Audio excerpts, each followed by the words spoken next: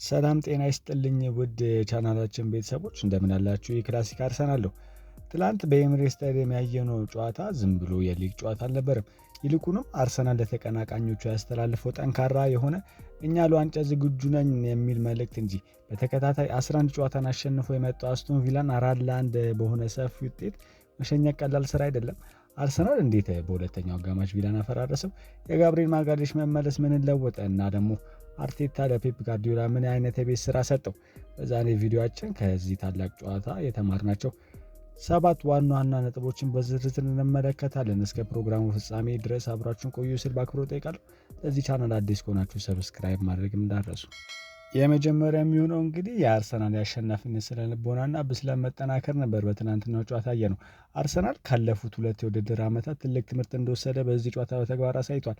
ቀደም ባሉ ጊዜያት እንደ አስቶን ቪላ ያሉ ሎ ብሎክ በመከላከልና ሆን ብሎ ጊዜን በመግደል የአርሰናል ተጫዋቾችን ትዕግስት ሲያስጨርሱና ሲያበሳጩ ይስተዋሉ ነበር። በትላንትናው ጨዋታ ግን በመጀመሪያ አጋማሽ ምንም እንኳን ጎል ባያስቆጥርም የአርሰናል ተጫዋቾች ሳይደናገጡና በታክቲክ ሳይበታተኑ እስከ መጨረሻው ድረስ ኳስን ተቆጣጥረው መቸው ችለው ነበረ። ይህ አይነት የጨዋታ ብስለት ደግሞ ቡድኑ ለዋንጫ ያለው ዝግጁነት የሚያሳይ ሲሆን በሁለተኛው አጋማሽ የታየ ጎል ናዳ የዚሁ የትዕግስትና የጥንካሬ ውጤት ነው። ቡድኑ አሁን ላይ በአስቸጋሪ ሁኔታ ውስጥም እንኳን ሳይረበሹ የራሳቸውን የጨዋታ ፍልስፍና በመተግበር ጨዋታዎችን ማሸነፍ እንደሚችሉ ያሳዩበት ጨዋታ ነው የትናንትናው ጨዋታ።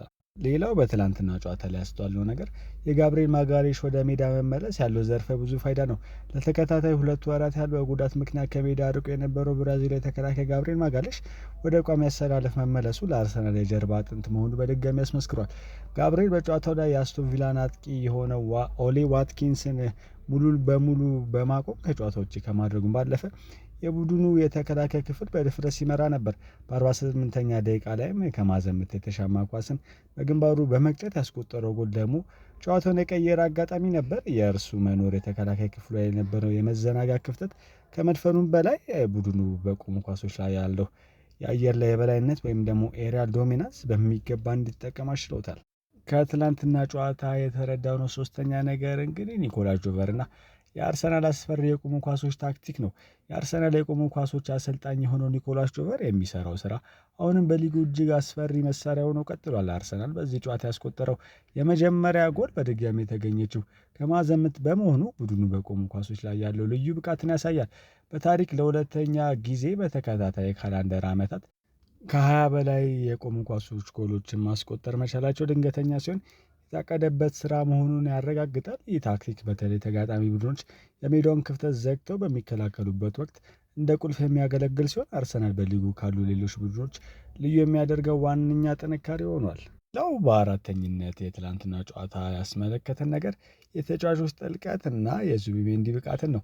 በዚህ ወሳኝ ጨዋታ ላይ የቡድኑ ሞተር የሆነው ዴክላን ራይስ በጉዳት አለመሰለፉ ብዙዎችን አሳስቦ የነበረ ቢሆንም ይሁን እንጂ አርሰናል አሁን ላይ ለእያንዳንዱ ተጫዋች ምትክ የሚሆን ሌላ ጥራት ያለው ተጫዋች እንዳለው ማርቲን ዙቢሜንዲ አሳይቶናል። ማርቲን ዙቢሜንዲ እንግዲህ በመሃል ሜዳ ላይ የነበረው መረጋጋት፣ ኳስን የማሰራጨት ብቃትና ከማርቲን ኦዴጋርድ የተላከለትን ኳስ በአግባቡ ተቆጣጥሮ ጎልን ያስቆጠረበት መንገድ እጅግ አስደናቂ ነበር። ይህ የሚያሳየው ሚኬል አርቴታ ረጅምና አድካሚ የሆነው የሊግ ጉዞ ለመጨረስ የሚያስችል አስተማማኝ የሆኑ ተጫዋቾች ጥልቀትና የቡድኑ በአንድ ተጫዋች ላይ ብቻ ጥገኛነቱን መቀነሱን የሚያሳይ ነው።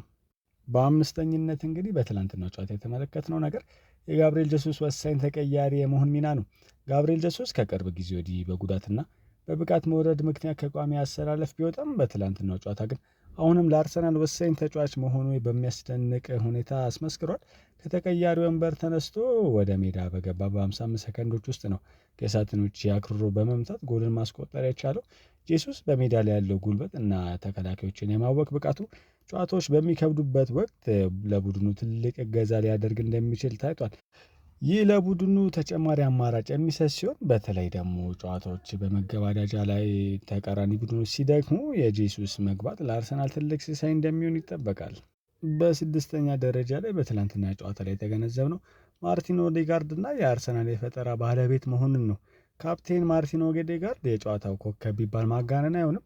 በጨዋታ ውስጥ ኳስን የመቀበል ተጫዋቾችን የማለፍና ለጓደኞቹ አመቺ የሆኑ የጎል ኳሶችን የማመቻቸት ብቃቱ እጅግ የላቀ እንደነበር መገንዘብ ችለናል። በተለይም ደግሞ ለዙቢሜንዲ ጎል የሰጠው ድንቅ ስሩ ቦል ምን ያክል ልጁ የድንቅ የፈጠራ ባለቤት እንደሆነ የሚያሳይ ነው። ኦዴጋርድ እንግዲህ ከጥቂት ሳምንታት በፊት የብቃት መውረድ ይታይበታል ተብሎ ይነገር የነበረውን ትችት በዚህ ጨዋታ ሙሉ ለሙሉ ውድቅ አድርጎታል። የእርሱ መረጋጋትና አመራር አርሰናል በሊጉ አናት ላይ ጠንክሮ እንዲቀጥል ወሳኙ ሚና እየተጫወተም ይገኛል።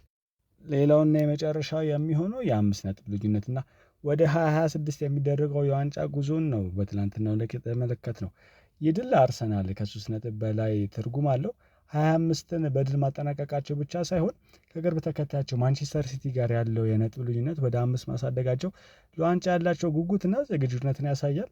አስቶን ቪላን በመሰለ ጠንካራ ተፎካካሪ ላይ እንዲህ ያለ ሰፊ ውጤት ማስመዝገብ ለሌሎች የሊግ ቡድኖች ትልቅ የማስጠንቀቂያ ደወል ነው። አርሰናል አሁን ላይ በደረጃ ሰንጠረዡ አናት ላይ በ45 ነጥብ ተቀምጦ 26ን የሚቀበል ሲሆን ይህ ደግሞ ለተጫዋቾቹና ለደጋፊዎቹ ትልቅ የተስፋ ስንቅ ሆኖ ያገለግላል። የዛሬው ዝግጅታችን ይህን ይመስል ነበር። አርሰናል 25ን በዚህ ድንቅ ብቃት ማጠናቀቁ ለዘንድሮ የሊግ ዋንጫ ያለው ጉጉት በግልጽ ያሳየበት ነው ብዬ አስባለሁ። አስቶን ቪሎች ምንም እንኳን ትልቅ ሽንፈት ቢገጥማቸውም እስከ መጨረሻ ድረስ የነበራቸው ትግል የሚደነቅ ነበር። እናንተስ ምን ትላላችሁ? አርሰናል ይህንን የ5 ነጥብ ልዩነት እስከ መጨረሻ ድረስ ይዞ በመጓዝ ከ22 ዓመት በኋላ የሊጉን ዋንጫ ማሳት ይችላል ብላችሁ ታስባላችሁ? ሀሳባችሁን ኮሜንት ላይ ጻፉልኝ። ቪዲዮን ከወደዳችሁት ላይክ ማድረጋችሁን እንዲሁም ደግሞ ለቻናሉ አዲስ ከሆናችሁ ሰብስክራይብ ማድረጋችሁን እንዳትረሱ። ቀጣይ ፕሮግራም ላይ እስከምንገናኝ ድረስ ሰላም ቆዩልኝ። ቻው።